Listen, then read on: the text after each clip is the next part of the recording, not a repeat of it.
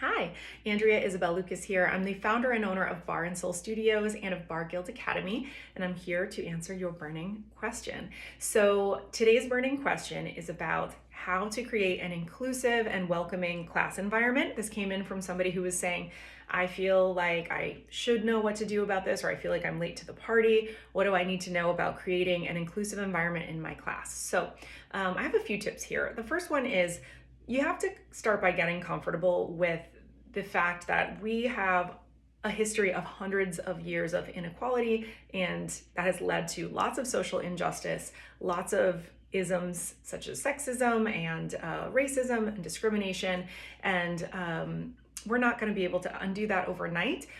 And it's important that we get really comfortable with doing our part and showing up for the world that we want to see and that we want to create. So being open to feedback is really key, and being committed to continuing to learn more about how you can be more inclusive. And like I said, being open to feedback if something that you said or did had anyone not feel as comfortable as you would have liked.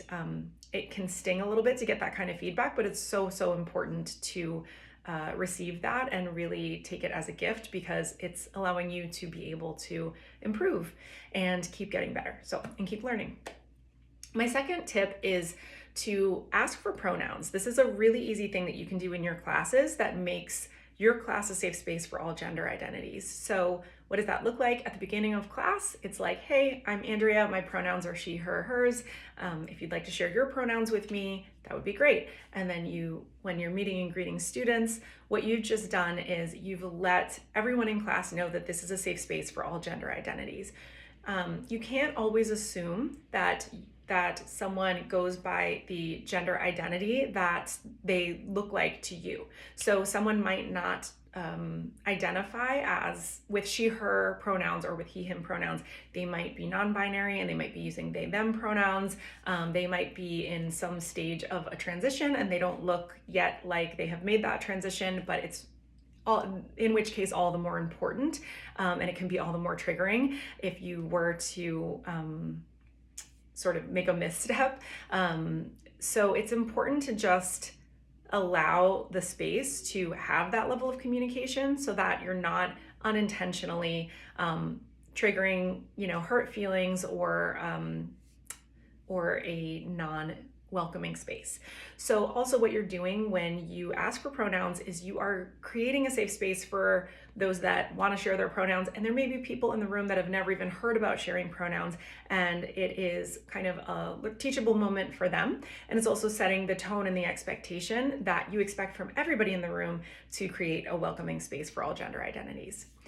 Another tip that I have is to be respectful of all bodies when you are giving cues or when you are giving modifications. So make sure you're not making a modification sound lesser if someone needs to take it, so that you're not accidentally discriminating against people with different abilities, but really creating a safe space. So also, like, using positive words about the body and not shaming, not using body shaming language that might sort of reinforce negative cultural stereotypes about things like fat and about things like body shape.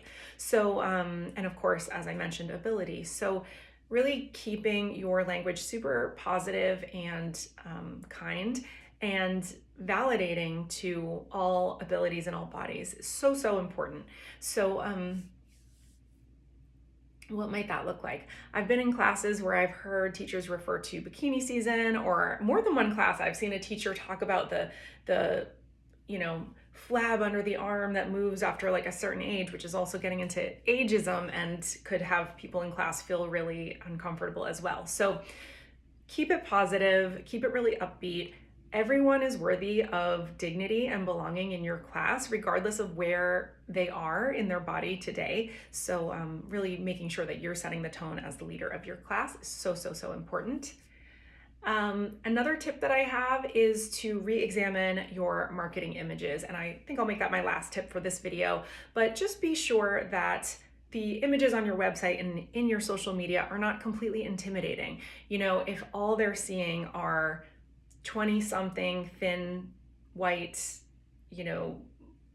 stereotypically fitness looking bodies on your website and on your social media, a lot of people are not going to be sure that they are welcome in your classes. So actually, you could be really intimidating your students, your potential students, and which could be costing you clients. So you want to have an approachable and welcoming vibe in your marketing.